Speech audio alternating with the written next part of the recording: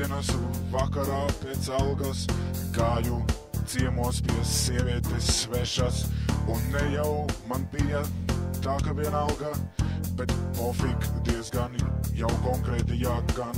Pa ceļam veikalā vakarā nopirku šampanieti, ikrus un kauliņus zupai un dažādus priekšmetus un vati. Tādi netālu sapīpējušies sliktie mani pārsteidza, uzlupa atsita rības un pa galvu tecēja asins, bet viss palika labāk, kad svešā sieviete teica: Tā takš nav asins, bet tomātu sula vai kečups vai kaut kas cits no šitās saplēstās burkas. Un cik forši ir kaut kur iet, kad tu aizmirsti, kur tu tik braši gāji. Tā takš nav asins, bet tomātu sula vai kečups vai kaut kas cits no šitās saplēstās burkas.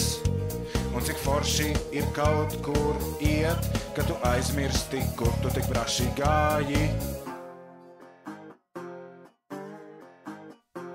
Arī rīpas bija tā žāvētās palāts 42, un es gāju tālāk, it kā nekas nebūtu bijis. Ja nu vienīgi tas, ka tagad neatceros, kur pēc tik cītīgi gāju, un vispārībā, ka svešās sievietes nemaz nebija tik jauki.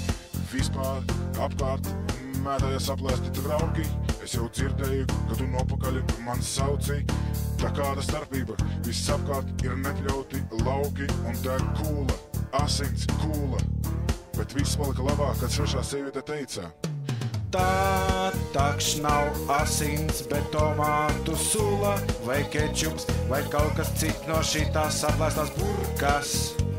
Un cik forši ir kaut kur iet, kad tu aizmirsti, kur tu tik braši gāji. Ir cieņa pret vecākiem. Dariet to, ko jūs gribat. Laiks nav nauda. Cīnies, meitene.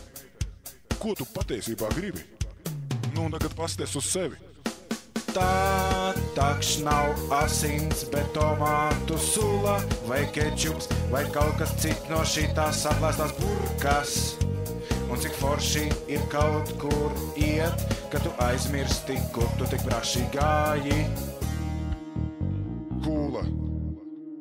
Asins kūla.